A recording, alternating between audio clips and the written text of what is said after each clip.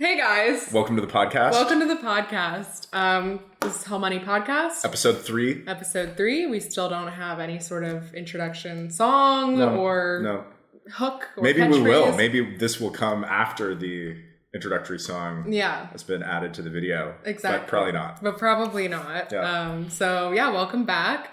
Today we're loosely talking about Bitcoin energy consumption. Mm-hmm. Big topic. And the FUD Bitcoin thereabouts. Energy FUD. Yes, exactly. But FUD, which for those who don't know, is fear, uncertainty, and doubt.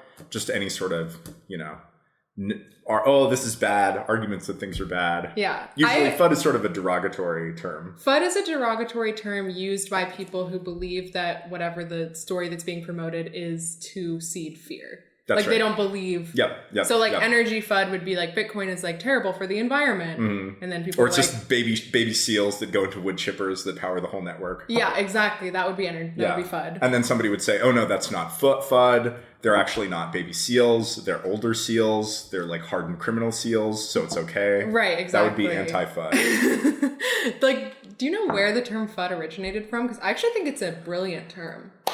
Didn't it have to do with I actually think the first time I heard it was in the context of Microsoft versus Linux.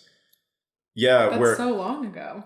Yeah, where it was like Microsoft, I think this is where it came from, Microsoft kind of FUDding open source software, saying open source software, it's not reliable, you can't depend on it, maybe there's all these legal problems, right?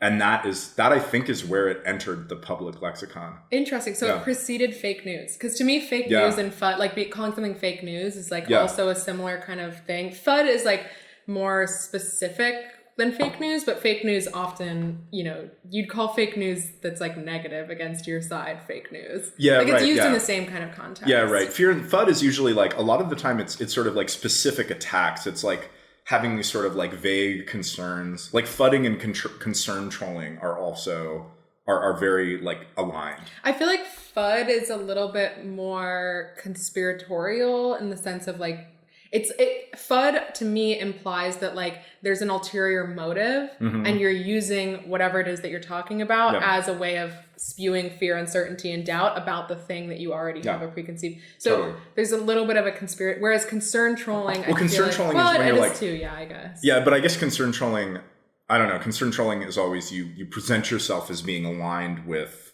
the thing that you're concerned about. You go well, guys, I'm really concerned that Obamacare is gonna, have death panels or something. Right. That's an example. You sort of no, I love Obamacare. It's all well and good, but death panels, guys. Yeah. Right. So I think people could benefit from adding FUD to their lexicon of terms because I feel like it is an important concept to understand in the age of information. Yeah, I mean, in an age of all news is fake news. Yeah. Being able to have words for the different kinds of fake news seems... Is useful. Yeah, valuable. Yeah. Honestly, that was my biggest challenge in researching for this episode is I got to this point where I was reading all these articles about Bitcoin energy consumption. Is it FUD? Is it not? And I was I literally don't believe anything. Yeah, they're totally ungrounded. Both sides are I agree with the Bitcoiners mostly. Yeah. That it is mostly FUD. But I think a lot of the Bitcoiners' arguments are totally unconvincing. Totally. They're just ideologically knee-jerk, no, Bitcoin is great for everything. Yeah.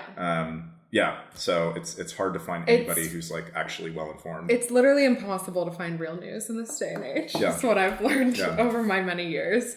I guess before we get into it, I sort of had a couple just random little bit. I be thinking. Yeah. I always be thinking. It do be like that. And one of the things I wanted to ask you about, because you're a free market guy. Yeah. Ostensibly. ANCAP, all the way. ANCAP, ostensibly. Yeah. Anarcho-capitalist, the most insane of the capitalists and the anarchists. Mm-hmm. Yeah. Good for you. More power to you. But I honestly have not. You're maybe the first person that I've met that's I've seriously engaged with in discussion that's a real free market guy. Mm-hmm. And so I'm slowly dissecting free market ideology in my spare time. Right, yeah. And one of the conundrums that I've been thinking about a lot is intellectual property laws. Yeah, right, yeah. And also I've been thinking about this in the context of Bitcoin, because I think I said this in a past episode maybe, but open source ideology, just the idea of something being developed in that kind of open source way is so new, and it is very like integral to Bitcoin, obviously, but I also think it's just sort of this new way of doing things that like tech is more on the forefront of, and then like every other industry like has never ever done things that way. Absolutely, and I think it's interesting to think about like intellectual property in the context of like an open source world, because like, okay, in my opinion, like a true libertarian free market person would be like, no intellectual property laws, like whoever can make it the cheapest should do it. If like we're talking about like an ideological sort of moral libertarian, right? Yeah, agreed, 100%. They should be like, well, like if they should be like, okay, well, the sort of natural state of things is to sort of be able to copy data. Right. And if you can't copy data, well, who's enforcing that? It's some sort of like state enforcement. Exactly. Right? That in order to have intellectual property laws, you'd have to have some sort of like government enforcement of intellectual property. Yeah. But I feel like what actually happens is like the libertarian people, not like average libertarian people, more like big libertarian thinkers, like Ayn Rand, for example. Like Ayn Rand was like pro intellectual property laws because she was like, you need to protect ideas as property, like the power of the individual partially comes from ideas. I think, but I feel like that's kind of, I don't know. I'm like undecided. Yeah. Well, so I think Ayn Rand, like everything that I know about her seems like her worldview was like that she would have these like singular towering geniuses that would contribute like these amazing ideas and amazing inventions to the world. Right. The architects. Yeah. The architects. Right. Yeah. I mean, that's the whole thing about Atlas Shrugged is like that book is about these few geniuses like just being like, no, fuck you guys, we're not going to do our genius work, and the world just like crumbles, you know? But I think that model of how technology, culture, and civilizational development happens is totally wrong. Everybody is building off of each other's works. Yeah. Everybody is like building off of the works of thousands, hundreds of thousands of other people, and like incrementally adding to it. And that incremental addition and sharing is so important that when you have intellectual property law, you slow that down because people can't take from each other's ideas freely. So I think Ayn Rand was probably just confused about how technology and culture happens and thought, oh, we need to protect these like lone geniuses. When it's like, no, that's not how it happens at all. It's this mob of people all contributing ideas to each other, and intellectual property like makes that mob function worse and slows down, right? Do you think that there's something to be said for like disincentivizing inventions if you can't patent it? No. I mean, so I think most inventions that we see in the world would happen even if patents were not available. So why do you say that? Because, you know, like it's just obvious that it benefits the company regardless of whether or not other people can copy it. And so, like, for example, like, okay, take Samsung. Samsung makes a bunch of like TVs, right? Clearly they do a lot of R&D to produce better TVs each year, right? I'm very much convinced that they would still do that R&D even if they weren't able to get a patent, because they can make better TVs, they can compete in the market, right? So in a world where patents don't exist, they would be doing much the same amount of research, but more people would be benefiting from it. Like other people could copy their techniques and make better TVs as well, and we'd have like higher quality of TVs in the market. So I think that like probably some inventions wouldn't happen because some people are doing it on the basis of patent, but there are many inventions that would still be made even without the ability to patent them, because people would still benefit from being able to make a better product, a better whatever. Yeah, their company would benefit by being able to introduce a better product. Sure. So like I think what I think about is that every time somebody patents something that they would have done even if they were not able to get a patent, that is a failure of the patent system, right? We would have had a better outcome if they still would have made the same invention, but they didn't get a patent for it, and so they were forced to compete and other people could copy that invention. Yeah. Right? No, I agree with you. I think that's sort of my perspective, is like there probably are things that wouldn't be invented or research that wouldn't be done without intellectual property laws, but I think that there's enough of a disadvantage to having like only some people be able to create something versus anybody being like, I mean, drugs are like a good example, right? Like if you can produce drugs rather than having to go through whatever company patented the drug, then like that, I mean, that to me is like, that's probably overcoming like any of the kind of losses that you would have. Right. Yeah. So yeah, to me, it like, I feel like the negatives of the patent system outweigh the benefits of it. But I was just surprised and kind of like looking into this more, how many people are pro intellectual property laws that claim to be libertarians. And I think it's a little bit of like free market for me, but not for thee type of ideology of like protecting the individual as like some individuals are exceptional and they should be protected because their ideas are just like property. But like ideas aren't scarce, right? Like, it's like... Right, yeah. Like property laws are there because like if you have an apple and I take the apple, you don't have the apple anymore. Yeah. So we need some mechanism for making sure that we don't have conflict over that. And what we have is property rights where you're like, no, it's my apple. You can't take it. Right. But for ideas are not scarce. You can't steal an idea. You can copy an idea. And so I think people just get confused about why we have property laws and think it's some sort of like moral thing. It's like, no, we actually have them to avoid conflict over scarce things. Right. And so for things that aren't scarce, we simply don't need them. Yeah. I agree. So I've been like sort of doing open source development for a long time now. Probably since like 2009, maybe a little earlier, just with random projects that I like put out on GitHub. I have one project called Just, which is a command runner, which has a lot of users, and that's totally open source. And from my perspective as a programmer, intellectual property is like worse than useless. Like I every time I deal with it, it's a pain in the butt. Other developers, even open source developers, they don't understand the complexity. They don't understand the nuances. They apply licenses to their projects that they don't understand the consequences of. They don't understand how copyright works. They don't understand what is and isn't copyrighted and what you're allowed to do with it. There's been so many times when I've been working at companies and like they're just dumb shit related to copyright comes up, like, oh, we can't use this code, or like we have to be very careful about this. Like, and then also the other reason that like intellectual property is bad is because it's enforced by the government, who is incompetent and has terrible incentive. We hate the government. We fucking loathe them. They're awful.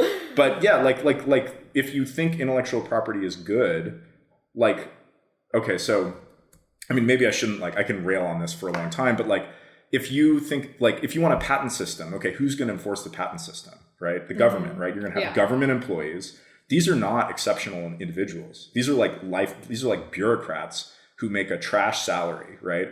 And one thing that some patent clerk working in a patent office has to do is determine whether or not an invention is like non-obvious, right? Because you don't want to be granting like patents for a bunch of stuff which is obvious, right? So like, there's no way that's ever going to work. You're going to hire the most mediocre, like morons to work at this patent office who barely understand how like this technology works. And they're going to be the arbiters of what's novel and what isn't. Like, give me a fucking break. Like that's never going to work. Yeah. And you see some patents that are just like so dumb, like not worth the paper they're printed on. Wow, I wasn't expecting you to be so passionately anti-patent. I absolutely hate intellectual property. I think it's a degenerate parasite that leaches blood from all of us. I even hate trademark, and most people are like fine with trademark. I think trademark is also moronic, and we can get rid of that. Everybody should be able to make as many fake Gucci shoes as they want. I agree. Yeah. That we can all agree on. Yeah. Except Gucci. Yeah, fuck them. Fuck but those. honestly, even Gucci, I feel like Gucci sort of at this point understands that like people knocking off their things sort of like makes their thing more like. I wonder because when I see anything Gucci, I assume that it's a knockoff.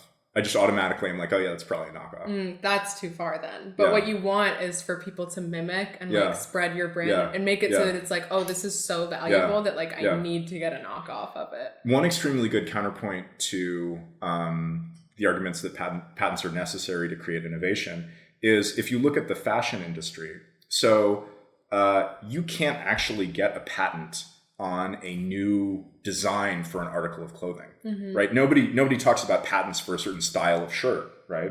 And yet in the fashion industry, we see incredible innovation, always coming up with different kinds of shirts. Like there's constantly invention in the fashion industry, even though they're not able to get any kind of intellectual property for like a shirt design, right? They can patent their logo. They can patent certain design elements like the red bottom of a, Louboutin or whatever shoe. Good for you. Thank you. You can patent those things, but in general, you can't patent the design of, like the cut of a shirt or like, and we see a Cambrian explosion of inventiveness in that area. Why are they doing this if they can't get a patent for it? Well, it's because they like need to compete with each other, right? Yeah. And the lack of patents means that they don't have to worry like, oh, am I infringing like some patent if I put ruffles on my like shirt in a certain way? Is right? that why AliExpress is allowed to just like steal random designs from like people on Instagram and mass produce? Yeah, well, I would say like they're not stealing them. Right. Like I don't think But it's I'm just being like illegal. No. Oh, I don't know if it is. That's I'm just saying that like, well, they're copying them. Yeah. Right. Yeah. But yeah, like I'm curious what you mean. Do you mean like there's always like indie artists that will be like, I made this, and then like what are we talking about? Like a shirt design. Oh, sure. Yeah. There's no intellectual property for a shirt so they're design. already not even protected anyway. Yep. Okay. So do away with it. Yeah. You know. Yeah. Just let the Instagram mob decide. Yeah, Just kidding. absolutely. Actually, that's the worst. LFG. Better than the state. Yeah. Some keyboard licker at the patent office. I don't know, honestly. I'm figuring it out. But I'm dissecting. So that was like, in my sort of like investigating free market ideology, that was one of my sticking points where I was like, like, no, anybody who says that they're a free marketer and inconsistency. is in favor of intellectual property is just some sort of like confused, like they're intellectually confused somehow. They don't know how the world works. Yeah, Ayn Rand. Very intellectually confused. Ayn Rand. Yeah, I mean, like, I don't know. Honestly, yeah. What this is about her. Like, why she would be like, dude, the state. Maybe Ayn Rand didn't understand that the state was like incompetent and you can't task it to do things that if you hope it to turn out well. Maybe she just didn't understand that. Yeah, maybe. We should dig her up and ask. Okay, well, that was my musing. Should we get into energy FUD?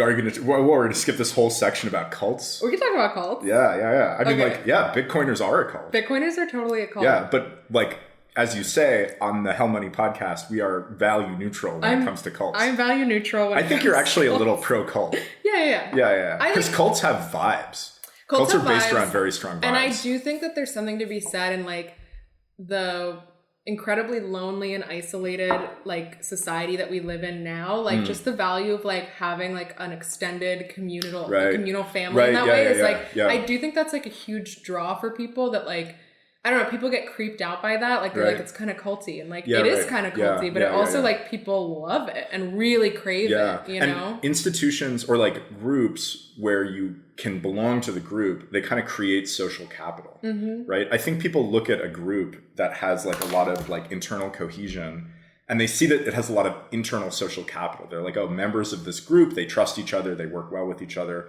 and they sort of think that social capital is a zero-sum game. Like somehow having that group where people have high social capital is kind of detracting from the social capital of like society or something. Yeah. But I think in reality, like the base state of nature is there's like zero social capital among anybody. Like you don't just trust some random person because they're a random person, right? You trust somebody because they're family, because they're friends that you've known for a long time, because you have some sort of like group affiliation with them, right? And so yeah, I think we need groups, we need things to center ourselves around that create social capital within the group, right? And like the alternative is just like this sort of like atomized, like nobody trusts anybody else. Exactly. Like, sort of this ideal that everybody in the society is supposed to be like, there's supposed to be social capital in the society in general.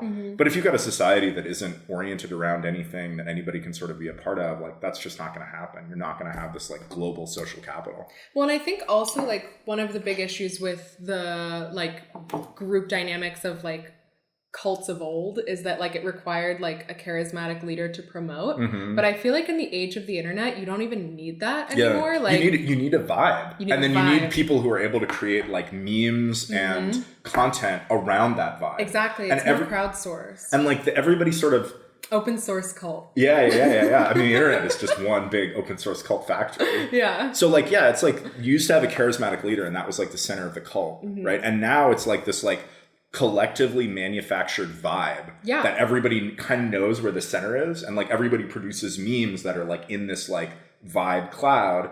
But then I guess the vibe can shift over time, and you see that in communities where like the center of the cult vibe like will shift, and it's like, oh, now this idea is like part of the vibe, and now this idea is like, oh no, that's passe, or that's like offensive, or like whatever. Well, that's I feel like what happened with like QAnon. Well, I guess QAnon was sort of like Trump is the savior from the beginning, but I feel like it did kind of like, it started with like the global pedophile stuff, and then it like started moving more towards like, Trump's the guy, he's gonna do it, you know, like it sort of like went off in that direction rather than being like about the billionaire pedophiles or whatever. Right. I mean, it still was, but it was, I feel like that was more the backdrop for like the movement at large. But I feel like QAnon is also a good example where it's like, presumably there was some like original Q, but then at some point it just became this like kind of like crowdsourced like puzzle game. Well, yeah, I mean, like, you know, I don't remember, like, I mean, it was originally on 4chan, right? And you don't have any way of identifying a poster there.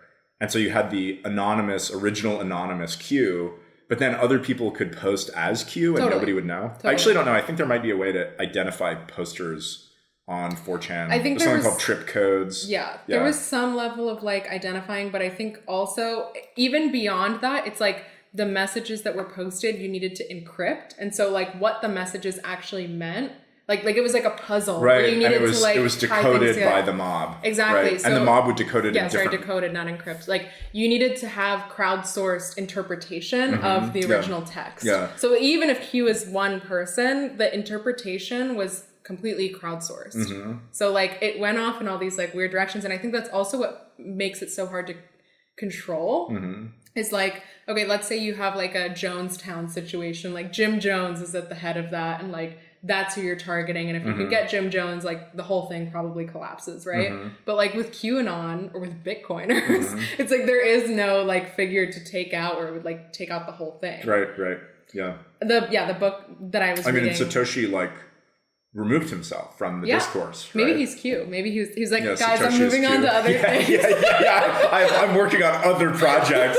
Shit posting on 4chan. Posting puzzles on 4chan. Yeah. But yeah, I mean, like, I feel like the Bitcoiner group is definitely culty, which, as I said, I'm value neutral about. But it's funny to observe. It's funny to think about. Like, the book that I'm reading about it, like, their kind of, like, main message is that secret language is, like, the key to a cult. That, like, the more secret language you get, the more that you isolate people from other groups and also create solidarity within the group. And, like, Bitcoin maxis, FUD, HODL, Everybody has their own names. Yeah, and the fact that, everyone has their anon names, because that's part of it, too. And it's also like, very cool to be an anon. Like, we are, like, losers. Because we aren't like anons on Twitter. You're not even Twitter. You don't even have a Twitter. No. But like I'm like a normie, like you know my name on Twitter. And this is deeply uncool. Like I should be an anon. I disagree. Well, I'm 50-50 on the anon thing. I think it's cool. What are you talking about? You like Eric Sirion? Yeah. You were like really into his like really anon. Cool. Yeah. I think it's really cool to like be anonymous for real. I don't think it's cool to be anonymous in this like fake like Tumblr kind of way where it's like, this is my username, mom. Yeah. This is who I really am. But then in real life, everybody knows who you are and everybody knows your real name. Well, and also like, I mean, this is a whole other conversation, but like if you're tweeting, like the government like Twitter knows who you are, knows where you are. Like you might be anonymous to your friends, which like good fucking job, dude. Yeah. But like you're not anonymous in a way that like tangibly matters if you're worried about systems of control, which in theory is the reason to be anonymous, right? The hard thing about being anonymous, like for real, is that then you kind of don't get to reap any of the benefits of your like notoriety or fame. Yeah. You know, like, I mean, one thing that I like about not being anonymous is I do things, you know, I do projects and stuff. And then I meet people and they're like, oh, like I saw that project that you released. Like I really liked it. And that feels really good. I love that. And like meet people and whatever. I wonder if there would be like an anon way to like have that reputation kind of where you could like. You create a character name like Lady Gaga. Right. And then you become that. And then you have like your side life. But then let's say you just want to show up to a party. You know, like how do you prove that you're this anon figure that everybody likes? Like, I feel like there's actually like a cryptographic solution to that. I think you could have like a Chaumian reputation bank where you sort of, everybody vouches for you, like how cool you are, and they give you a cool score. You're literally describing the social credit system. Well, no, except this one, so it's... with horseshoe theory, but it's run by Eric Sirion with his like mask and like, and not like the state. Yeah. Yeah. I need to write that down. This is a legitimately good idea. Yeah, there you go. Make it. You can invent the social credit system on Bitcoin. Do it on Bitcoin. But yeah, I don't know. I mean, the anonymous stuff is just an interesting sort of facet for me. That was like, I was fascinated by that. I think it makes sense why people want to be anonymous and they don't want to be, whatever. I'm not even like, I don't really even like say my full name and stuff. Not that I'm opposed to it, but like, I do kind of try to keep my identities separate because I'm worried about all of my identities finding each other. Right. Yeah. But like... Your normie friends. No, you don't have normie like friends. boss. Yeah, your normie like coworkers. Yeah. But it's fine. They know at this point, like they've probably figured it out. Yeah, right. It's not that hard. I'm not that good at hiding it. So yeah, I mean, Bitcoin's a cult, but that's okay. No, right.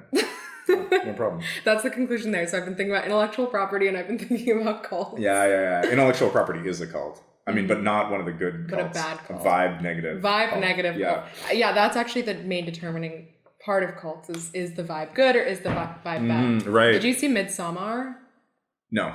I actually think that was a good vibe cult, even though it's a horror movie. I watched that and I was like, I would join that cult. And the aesthetic, they all wear white. They've got the flower crowns. Right. Yeah. It's kind of fun. Yeah. I speak Swedish. No way. Ja, jag pratar svenska helt flytande. Wow. Det är ett fint språk. Ja, I was an exchange student in Sweden. Where? In Lund. Oh, my mom worked there for... Oh, really? She was also an exchange professor there. Nice. Yeah. Cute. Yep. Well, we can join the cult. Yeah. I can transcribe. You'll be my in. Yeah, right. Yeah. Sweden is a great cult too. True. Honestly, true. Okay, should we switch gears? Yeah. Energy FUD. That's right. Energy FUD. We're talking about FUD: fear, uncertainty, and doubt. Yep. Which I'm not even convinced that the energy stuff is energy FUD, but we'll talk about it. Yeah. Right. I mean, I was just going to jump forward a bit. So what is the Bitcoin energy FUD? Bitcoin energy FUD is like the facts that are like Bitcoin uses more energy than Norway. Right. Like those kind of things, which is like, I guess that's not FUD. That's just true. Right. Yep. But it's framed in this way of like, Bitcoin is so incredibly bad for the environment. It's like not a viable, Right. Yep. Screw Bitcoin because of that. Yeah. I mean, I think there's one thing that's important to get to up front, which is a lot of the people who make these arguments already think that Bitcoin is bad for the world for other reasons. Yeah. Right. And so if you're going to make an argument that like, Bitcoin uses a lot of energy, if something uses a lot of energy or uses a lot of resources, then the question is it worth it? Right. And that depends on its utility. So if you have people who are like, Bitcoin's utility is actually negative. And so what that means is actually any amount of resource usage would be a waste in their point of view.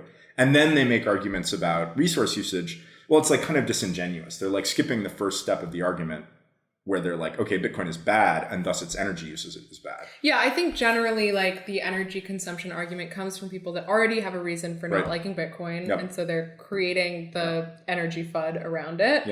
But then it's hard because, I mean, I said this already at the beginning of the episode, like in trying to kind of like research and get to the bottom of things, I do feel like a lot of the rebuttals are from the exact opposite thing where it's people that like Bitcoin. Yeah, and they think that any amount of energy, if Bitcoin used 100% of the planet's energy, that would be great. Yeah. They're like, actually, it doesn't matter. Like climate change isn't real, you know? And they totally like go to the other side. Yeah. And so like, it's really hard.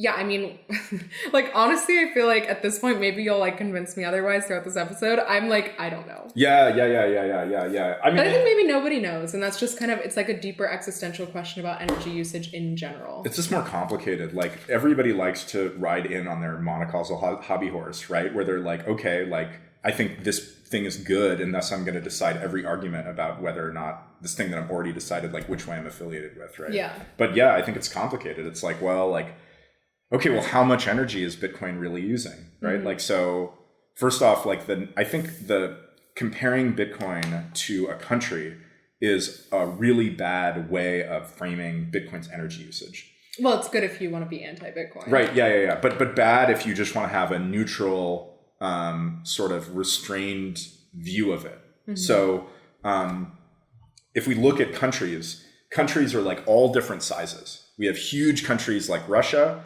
And then we have tiny countries like Norway. And there's also countries that are different levels of energy intensiveness, right? So actually it sounds, when you say Bitcoin uses as much energy as a country, that sounds like a big deal, right? But you're actually saying Bitcoin uses as much energy as a very small, not incredibly energy intensive country, right? So it's like not all countries are created equal. So it doesn't even make sense to use that as like a milestone, right? The energy FUD people need to say it in terms of states, because the thing is with Americans, we don't even get geography lessons. So I actually have no context for how much who knows energy how Norway uses. fucking But if you much- said it uses as much energy as like Pennsylvania, I'd be like, oh my God. I even think that's a bad framing, because it has the same problem as countries. I mean, I agree. I'm just trying to give them ideas. Okay, right. Yeah. If they wanted to really hit home. Yeah. Right. Yeah. I mean, fuck Pennsylvania. No, right. You're from Pennsylvania. Pennsylvania's great. Pennsylvania's the most underrated state in the union. Is it? Anyway. Okay. Moving on. So, but no, like, okay, I think it's better to frame it as a percentage of global energy production, right? Because that's an actual concrete number that doesn't... Sure. Right? And so I read before this episode. I don't know if it's true. Your research? Did your homework? I didn't do my research. I did a research. So like I read that it's 0.5% of global energy production. Which is high. Yeah, sure. Yeah, that's high. It's not like, I mean... I think that gives a much better, like, I think saying it's the size of a country is sort of a hysterical framing, right? I think a more neutral framing, because countries are like on this like exponential curve of energy usage, right? Sure. Yeah. So yeah, just saying like, 0.5% of energy usage. Is that high? Is that low? Well, okay, now we kind of have to get into like, what is the utility that Bitcoin provides? Yeah. If Bitcoin is a, secure, fair, global monetary network that makes everything we do easier and better, then 0.5% of energy consumption is like nothing. It's like totally worth it, right? For example, like Visa, like the Visa credit cards charge like what, like 3% something, right? 3% on each charge. Like It's like 2.9% plus 30 cents or something. So like that means that like in the GDP, we're like sacrificing, if like the part of the GDP that is processed with credit card payments, we're sacrificing like 3% to the credit card companies. Sure. Right. So if we're sacrificing 0.5% to the Bitcoin miners, that seems like a pretty good deal, right? Are you comparing dollars and energy?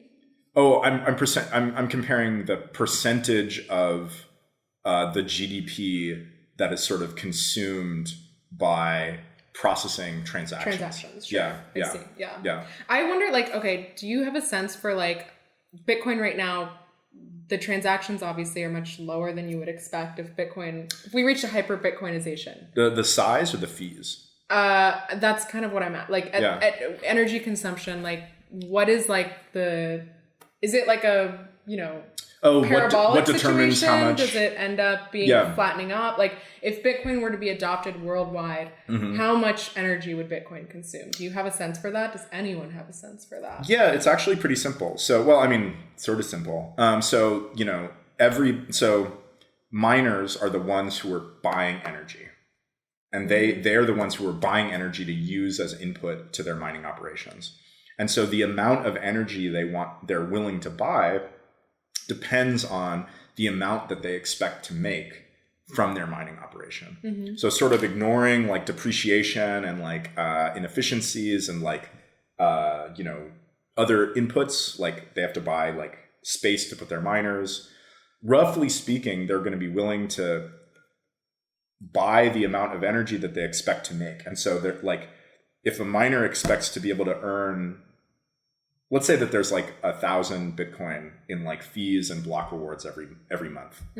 So if a miner expects to be able to, with like a mining facility, get 1% of those 1,000 Bitcoins every month, so 10 Bitcoins every month, they'll be willing to buy about 10 Bitcoins worth of energy.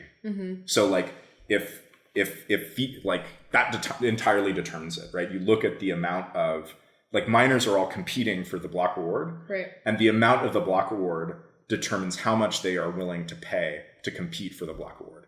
So if the block reward is $100, miners will spend $100 on energy to get the block reward, right? So at global usage, at global scale, like Bitcoin would have a much higher market cap. The block subsidy, the fixed portion of the block reward that halves every 4 years, will go down over time. Fees will go up.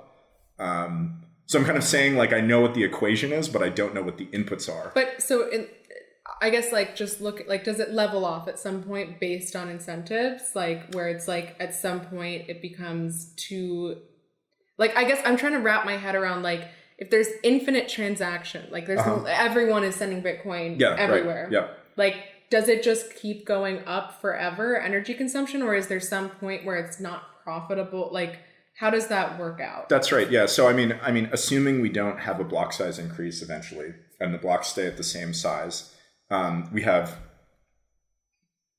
1 to 4 megabyte blocks. It's sort of a confusing thing, but 400 unit blocks, and each transaction takes up a certain number of units within a block. And so if more people transact, then they're going to be competing for scarce block space, right? 1 block every 10 minutes. So that gives like a maximum amount of transactions that can be processed in a given unit of time. So they're all going to be paying fees to try to bribe the miners to include them in a block. So the more people transact, the more people want to transact with Bitcoin, the more they'll be willing to bid to get their transactions in the blockchain. And thus fees will go up. And then the more miners will be willing to pay in energy to compete for those fees. So more energy. More energy, yeah. I mean, eventually, once we get to like saturation where everybody's using Bitcoin, it does like level off. We get to a point where, like, yes, everybody is using Bitcoin who wants to use Bitcoin. Some people are using the Lightning Network. Some people are using base chain. Some people are using custodial things like they're on exchanges, just trading Bitcoin back and forth on exchanges. That doesn't contribute to the energy, to the amount that miners are willing to bid, because they don't get those transaction fees. That's not a part of the kind of like overall energy consumption situation. But yeah, we eventually do get to a point where it's like saturated, and it will be at some probably very high level. Right. So it's going to take a lot of energy. Like, there's no way around that. Yep. Why is that? Like, why is it important for Bitcoin to use this much energy versus like Ethereum that uses less? Like, what is the reason why Bitcoin uses so much energy? Yeah. So one reason, so one thing is Ethereum uses proportionally as much energy as Bitcoin. Okay. Compared to its market cap. I think I also looked this up earlier. So Ethereum's not better? At the moment, no. Okay. Ethereum uses about 50%. The FUD got me. The FUD got you. Yeah. No, Ethereum uses about 50% as much energy as Bitcoin, which I think is like roughly proportional to its market cap, right? So it kind of uses proportionally as much energy as Bitcoin. If Ethereum were bigger, it would use as much energy as Bitcoin. They are transitioning to proof of stake, but proof of stake is a complex technical topic. I'll just say that it's insecure and it's not decentralized. But back to like, why does Bitcoin and proof of stake doesn't use any energy, sort of. There's no free lunch. It's not the like super energy intensive thing that we associate with Bitcoin. Yeah, it uses energy in a different way for other weird reasons, but proof of stake FUD. Yeah, proof of stake FUD. I have lots of proof of stake FUD. So, but why does Bitcoin need to use energy? So the way that it works is that Bitcoin needs to pay miners, needs to incentivize people to extend the longest blockchain with new transactions. Because if an attacker can spend resources, they can start like forking the chain, right? Like, so we have like a chain of blocks, and it's growing up from the bottom. And like, let's say this is block 0 and this is block 1. And then we need to incentivize people to build like a new block on top of this to like process new transactions so that transactions can't be censored, etc. So for example, an attacker, maybe let's say this block is like full of transactions. It's got all these transactions, right? So if an attacker wanted to disrupt the Bitcoin network, well, they could build their own block on this block and then just I'll call this like 2 prime. They could bake this 2 prime block with no transactions. And so they would essentially, if there were more miners, more people, more resources directed at doing this, at creating new blocks with empty transactions, they would essentially be able to halt activity on Bitcoin. Okay. They could prevent a transactions from ever getting processed. So it's sort of this balance between the attackers and the defenders. And the defenders are the honest miners. Defend the network. Yeah. The cultish language. Yep. Defending the network, and they're creating new blocks that are including valid transactions. And they're sort of, there's a balance between them and the attackers. And the attackers are trying to mine in a sort of nefarious way. One of the simple way that I'll use as an example is mining empty blocks to censor activity on the network. Okay, so we've got to, so basically, why would the attackers attack the network?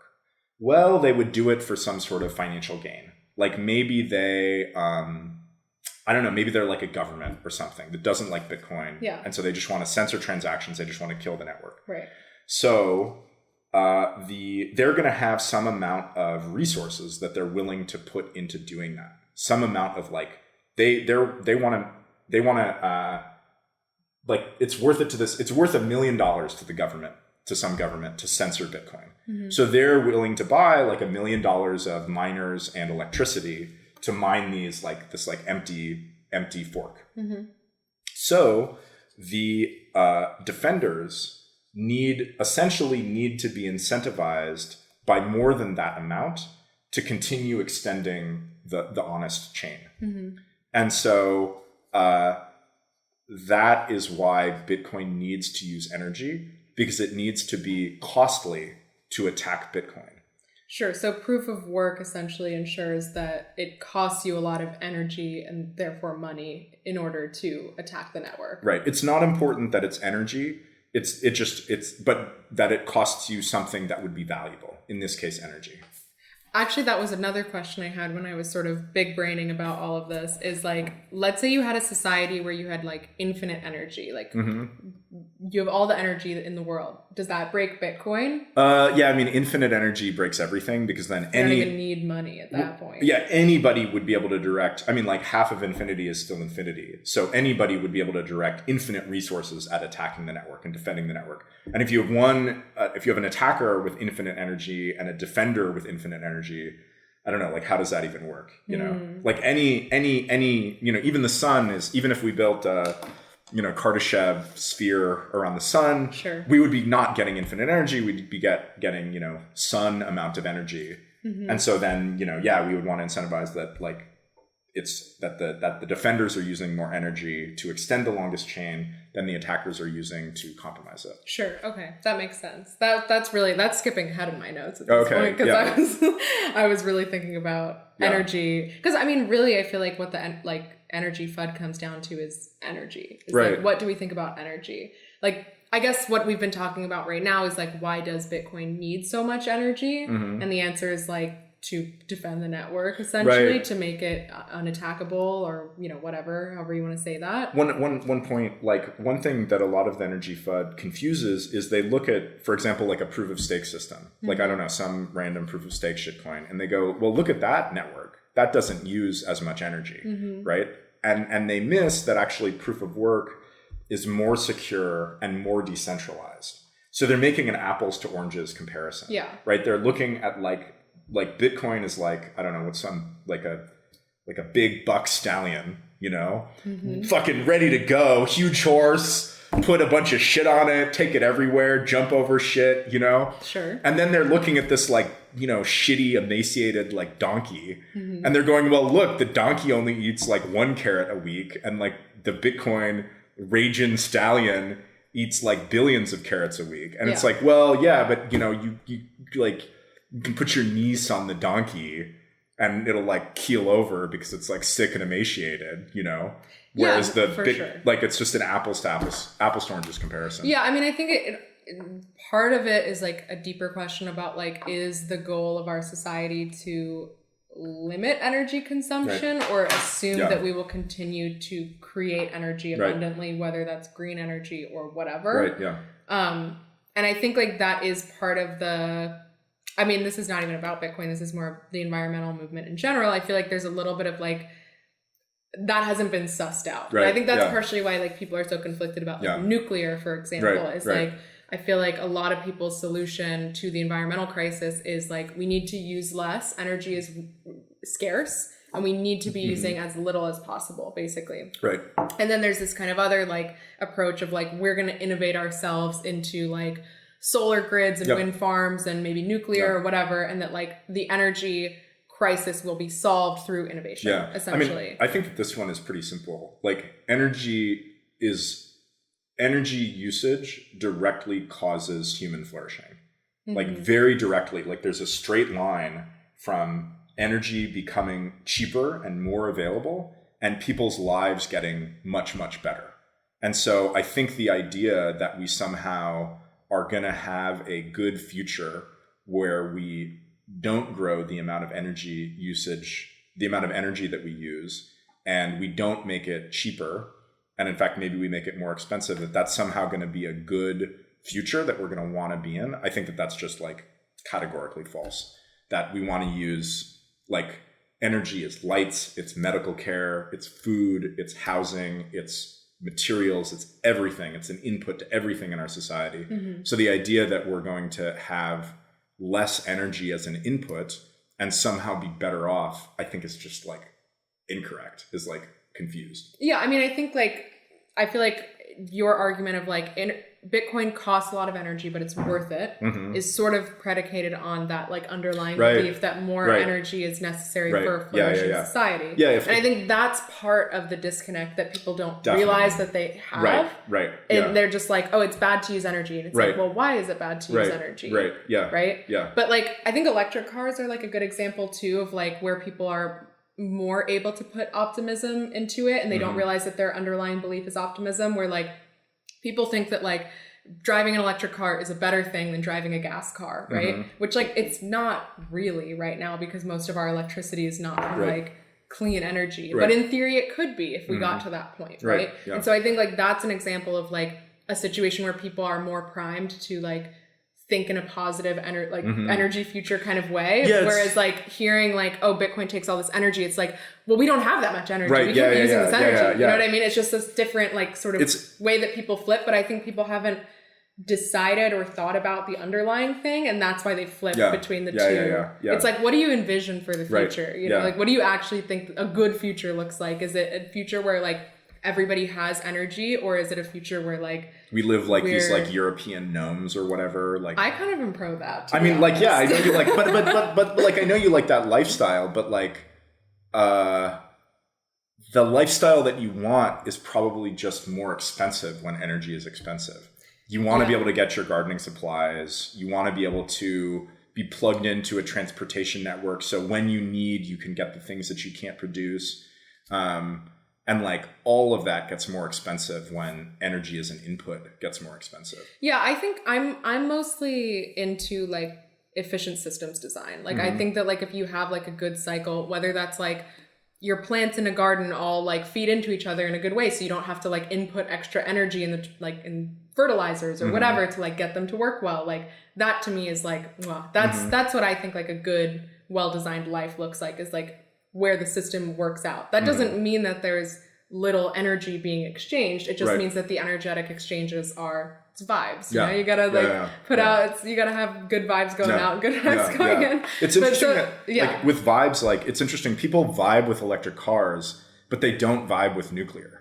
Right? Like a lot of people are like, oh, electric cars are great. And it's like, where's the energy coming from? Like what's powering the factory that's making the car? But then nuclear is like abundant, like free, safe, non-polluting energy, and they're like, like I don't like that. No, I'm honestly like pretty. I right now I'm doing my free market, you know, nitpicking and trying to get through that. Like nuclear is also on my list, where I haven't decided how I feel about nuclear. I'm like, you can probably guess. I fucking. Of course you love nuclear. Of course you do. But I mean, I think for me it's a more like spiritual thing. Like, Right. Yeah. Like nuclear is very much like the nature vibes are not good with nuclear.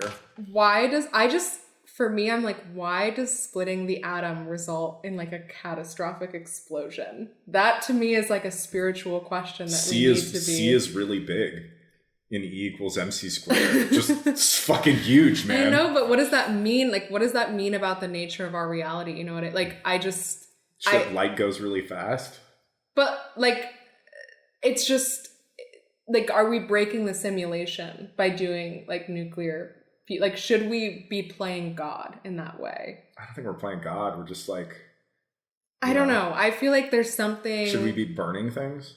Like, are we allowed to burn things? Well, Is that playing God? I do think that I mean, fire is definitely like a spiritual element for sure. Mm-hmm. I feel like nuclear fusion is like a new element or something. It's like, it's like hard for me to wrap my head around in terms of like my understanding of reality and my understanding of like the rules of the game. Yeah, we need a new, we need a way to fit nuclear into like a spiritual framework. Yeah. Right? Like it's like, I mean, that like this like energy like flows through the universe, flows through everything, and nuclear fission taps that energy.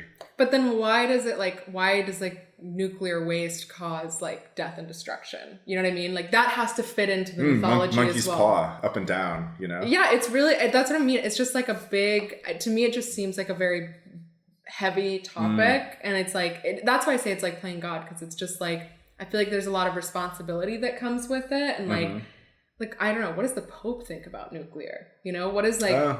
has he opined on... I don't know. This is what I'm saying. I need to like figure out like, what are the spiritual treatises I wonder like on nuclear? How do people feel about nuclear like by religion, by ethnic group? Exactly. Right? That's Could what I we mean. get like a cultural topology of nuclear vibes? But I imagine that a lot of that ideology would have been formed in like the 60s during like a nuclear bomb fear craze. I think, we also haven't really like reinvented our ideology after that. We kind of had this like, oh my God, we're all going to die sort of like feeling. And then we were like, okay, let's just like do away with nuclear for a while. And we still haven't like really reconciled with it yet.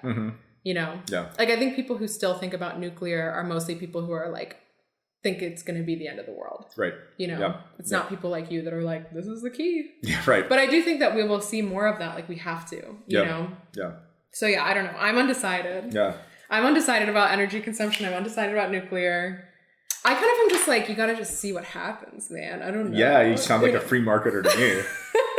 So like, I mean, like I want this future where we have like tons and tons of like nuclear energy. Each nuclear generation facility is co-located with a Bitcoin mine that can be the buyer of like first resort and last resort, funds the development of all this energy. Everybody gets abundant nuclear energy, people everywhere in the world, and it's like a fucking paradise. What do you do with all the waste? I don't know, put it somewhere in like Nebraska. Oh my God. See, this is what I'm saying. No, I'm serious. Like you do the numbers and be like, okay, how much waste would nuclear power plants generate in like a year of powering the entire world? And you get to the point where you're like, oh yeah, we could actually build like a big thing that would be like a few square miles in like Nebraska to hold the nuclear waste of like 1,000 years of our civilization. Like the numbers work. The numbers are easy. Like, yeah, we put it somewhere. I don't know. There's something, it just energetically, there's something wrong about it. Have you seen they did this thing where they tried to come up with warnings for nuclear sites. Yes, the weird like illustration. And like, this is not a place of honor. Like no great deed is commemorated here. And they made a bunch of like abstract sculpture art that would look like threatening. That's what I'm saying. That's the vibe of nuclear waste. Right. Like if you have to capture the vibe of it for some civilization that speaks some unknown language, like it's bad vibes. Like you're just like, well, I don't know. One part of it is bad vibes. But that's what I'm saying about like my approach in terms of like a systems design. It's like, that's like a dead end of the system where it's like, you have no use for that waste. You just have to like throw it somewhere that you can't see it. But you just have to look at the numbers. It's like a small amount of waste for the amount of energy that's produced. It's probably less waste on net than is produced by solar and wind farms that just mechanically break down, have to be replaced, are a lot more like, you know, if you want to generate some solar energy, you're going to need a lot of mass in solar panels to generate the same amount of energy that you would generate from a nuclear plant. So look at try to figure out the size of the landfill in Nebraska that would be required to put all of the solar panels in. The nuclear thing is just going to look more palatable. Everything is about trade-offs. And so you just have to like look at those trade-offs and then like, yeah, like I guess we can have this like 2 square mile thing in Nebraska where we dump the glowing green shit. This place is not a place of honor. Yeah, versus like, turning all of South Dakota into like a landfill for solar panels and like wind panels and shit. Yeah, I gotta think about it more. What's the difference between like nuclear power reactors and like the sun? This is a question for me, not for you. But yeah, I don't know. Is the sun fusion or fission? Fission. Are you sure? Oh God, now I'm embarrassing myself. Planetary. The sun. I know it's fusion. I know why I know it's fusion. Right. The sun is all hydrogen. Mm-hmm. Hydrogen only has 1 proton and 1 electron, mm-hmm. so you can't break it apart.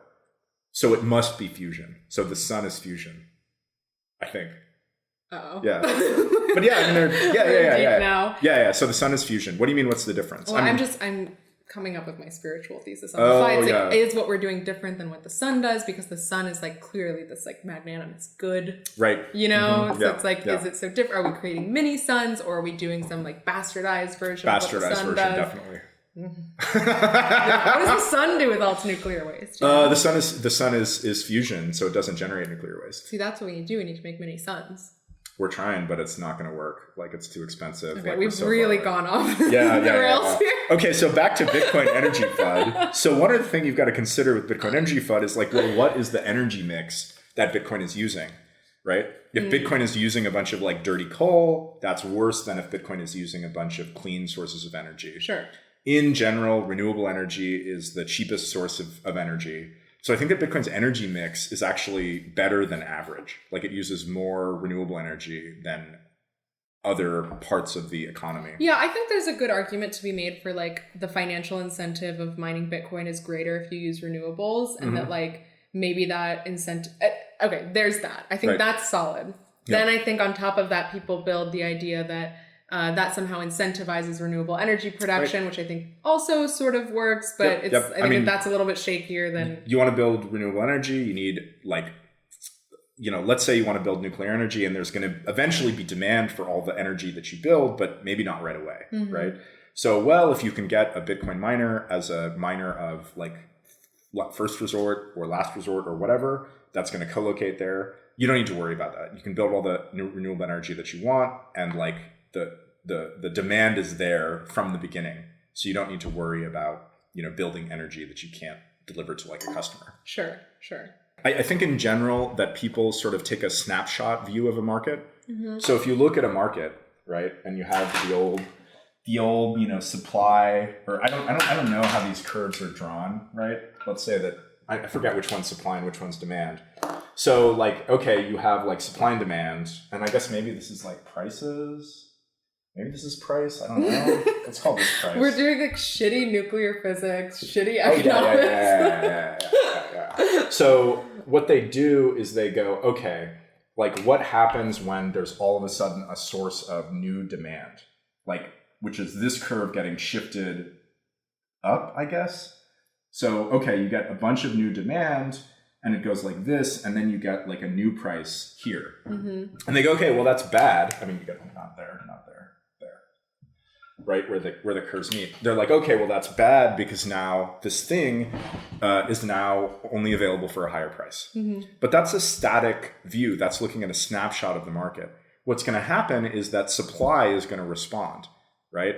The higher the price is, the more the supply, more people are going to be willing to produce it, and thus in the long term, supply increases. And I guess that's. This is a real, you're really like... Going like this, right? And then, eventually you get a new equilibrium with a lower price. Sure. Right? There. Right? So that, like, this happened with quinoa, right? Do you remember that, like, there was quinoa FUD? Quinoa FUD. Yeah, where everybody was like, oh, we're like, quinoa is getting popular in the United States. We are stealing all the quinoa from the Guatemalan highlanders, mm-hmm. who traditionally, like, grow it and eat it. And so this is very bad. This is neocolonialism. We need to stop doing this. If you look at the price of quinoa, it went up temporarily as demand for quinoa increased in the United States. But then as supply responded, price went down, and it went down below its original price. So quinoa is now cheaper and more plentiful than it was before. Well, someone should really write a like free market piece on that. Oh, sure. Yeah. I mean, unfortunately, there would probably be like the people who originally said quinoa is too expensive would seamlessly shift gears into an argument where like capitalists are flooding the market with quinoa, and now the Guatemalan Highlanders aren't able to make as much money as they did before. Like they would literally seamlessly shift gears between completely incoherent like opposites of the same pole. Yeah. Yeah. I don't remember why we were talking about this relevant to Bitcoin. Because I was saying that, Bitcoin energy demand from Bitcoin miners might lead to a temporary increase in energy prices. Sure. But over the long term should incentivize the build out of more energy resources and will probably lead to cheaper prices overall. And in theory, that's like renewable energy. Right. Renewable energy. But I actually do think that like, I think that's a good argument that I think will probably happen. But I also think that what I've noticed is that there's like oil and gas people that are now starting to infiltrate Bitcoin because they're realizing that there's now an argument. Yep. Like there was this like, he didn't win the primary, but there was this guy at the like Bitcoin Miami who was running for Senate in the Republican primary. Clearly like an oil and gas dude who just saw this and was like, oh yeah, like I can use this to promote fracking. Right. And so like that was his kind of like sticking point, right? Absolutely, yeah. And I definitely think that like there's like a section of the Bitcoin community that's starting to get co-opted into oil and gas because of that. Yeah, and I see people who, I mean, we both noticed this, like people who just don't think that climate change is a thing. Yeah. They go like, carbon, it's in the atmosphere, like we breathe it, like it's how could it be making the plants more productive. Right, yeah, which it probably is. That's not a terrible argument. No, but it's just, but it's like this sort of cherry picking. Yeah, it's like, I do think that climate change is like very nuanced and there's, like I have a nuance, I mean, we should not go into it because we'll just go on forever in our weird little like offshoots. But like I do think that climate change is nuanced and I think it's easy to manipulate the argument in a lot of different ways and be like, well, actually this might not be such a bad thing and blah blah blah. And I think like there's a tendency for Bitcoiners to do that around climate change because they feel so attacked. Just mood affiliation. They don't want anything that makes that would lead to somebody saying something negative about Bitcoin to be true, and so they just deny it. Whereas over here we're like, we're realists. This is the only source of non-fake news on the internet. You saw me looking at the laptop, didn't you? I did. We are the source of truth. Anybody who says anything other than us is lying. What's true is what's useful. Yeah, that's right. You know? Yeah.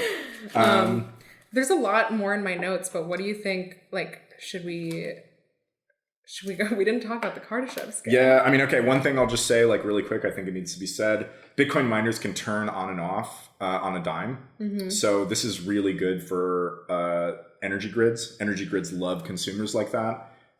They can go, you're managing a grid. There's a demand spike. You tell the Bitcoin miners, like, hey, spin down.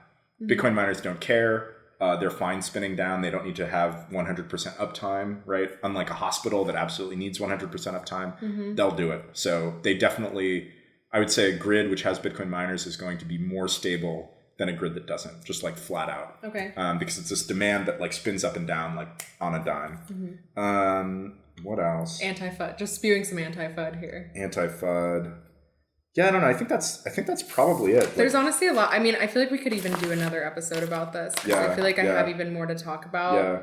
But Lightning Network. So my question was, how does the Lightning Network fit into all of this? Right, yeah. Like, does the Lightning Network use the same amount of energy, or is it working in this other abstract area? It's sort of not correct to say that like a given transaction uses a certain amount of energy. Like it doesn't literally take a certain amount of energy to process a transaction. At high transaction times and low transaction times, the amount of Bitcoin energy used by miners is the same. So like we see peaks and troughs of transaction activity on Bitcoin, and the miners are going to be using the same amount of energy regardless. So it's kind of not correct to say that a transaction uses a certain amount of energy. That being said, demand for block space, i.e. demand for transactions, will incentivize miners to spend more. If there's more transactions, there's higher fees. Miners are then willing to pay more to get those fees. Mm-hmm. So the way the Lightning Network works is very complicated, because it means with the Lightning Network, you can do many, many Lightning Network transactions before you need to do a base layer transaction that pays a fee to a miner. You and me can create a channel with one on-chain Bitcoin transaction, do 1 billion Lightning transactions, mm-hmm. and then close it out with another Lightning transaction. So we've just only posted 2 fee-paying transactions, two transactions that pay money to miners, the mm-hmm. opening and closing of the channel, but then we did like 1 billion like little transactions between ourselves. Mm-hmm. So to the extent that the Lightning Network moves transactions off of the base layer, fees will decrease. But to the extent that there is demand for Lightning Network channels for new transactions that otherwise wouldn't happen on the chain, mm-hmm. Demand for on-chain space will increase, and thus fees will also increase. So it's kind of like the Lightning Network kind of cuts at it both ways. Put that in terms of energy. So miners buy energy proportional to the amount of fees that they can collect. So they're whatever. Yeah, it's proportional. Exactly. Yeah. If you put a transaction on chain that pays an extra $1 in fees, Bitcoin miners are going to be willing to buy $1 more of energy to get that fee. Okay, so what you're saying is that like Lightning Network is sort of negligible in terms of energy fees. We don't know. Yeah, I think what's actually going to happen is that the transactions that happen on the Lightning Network, some of those transactions will be ones that are moving off of the chain onto the Lightning Network. That decreases fees a little bit. But the vast majority of the transactions on the Lightning Network will be transactions that were enabled by the Lightning Network that wouldn't have happened on the base chain. And so as a result, we'll get all this demand for opening and closing Lightning Network channels for all these new transactions. Mm. And those channel open and closes will pay fees to the miner. And so overall, probably more fees and thus more energy usage, but lower fee per transaction.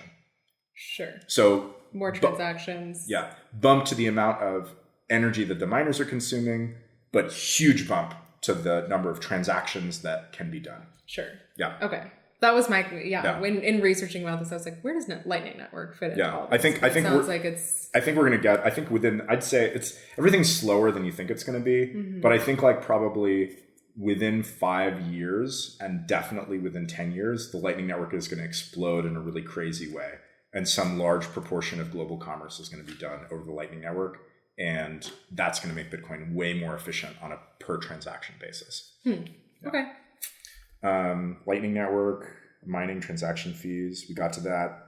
So what do you think about a system where Bitcoin is like the global reserve currency? So like mm-hmm. you could have some low energy transaction currency that like mm-hmm. is doing its thing, but it's mm-hmm. pegged to Bitcoin or it's backed by Bitcoin in some mm-hmm. way. Like, is that a viable solution, or do you need it to be like a Bitcoin only transaction kind of world? So one is that what you're describing actually sounds a lot like the Lightning Network, mm-hmm. where Bitcoin over Lightning is that low energy intensity currency. Right. Where you can do these low energy intensity currencies. And then Bitcoin is used for like large settlement transactions and channel opens and closes. Mm-hmm. So I think there is an all Bitcoin world that works that way. Is that an ideological answer or a practical answer? No, I think it's a practical answer. What if you want a currency that's like a Doge? Oh, yeah, I don't think anybody will actually want a currency like that. I think people will vote with their feet and they'll be like, oh, yeah, like I actually want the currency that's the fastest, the stablest, the least volatile, the most secure. Like people like Doge because they're memeing, right? Yeah. But people who are like, oh, what am I going to store my money in? What am I going to run my business on? I think like storing your money in Bitcoin. But mm-hmm. then in terms of transactions, like what if you want to like buy an NBA ticket in Doge? But Doge is back. I mean, it's not Doge, whatever. Yeah. Something is like backed by Bitcoin, but for whatever reason, vibes wise, people just vibe more with a Doge than a Satoshi. I think like, does that matter? Not very much, because I think eventually the practical concerns will outweigh the vibes. They'll be like, okay, I could use Doge, but I'm going to pay higher fees because that is less liquidity. The transaction is going to go slower. It's going to be less secure. I'm not going to be able to pay over the Lightning Network. And so as much as they vibe with Doge, they'll be like, no, I want to. That might actually be the dichotomy of our podcast, is that you think that the practicality will win out. and I think that the vibes will win out. Yeah. I'm trying to bring the vibes to Bitcoin. Like I'm like doing like I want to do like awesome generative digital art on Bitcoin. I'm trying to bring the vibes to Bitcoin. We're both trying to, in our own special way. Yeah. It's not a competition. Isn't it? Yeah, no. I mean, you're going to win, but it's a competition. So I'm like, no, it's not a competition. Free market, baby. No. Yeah.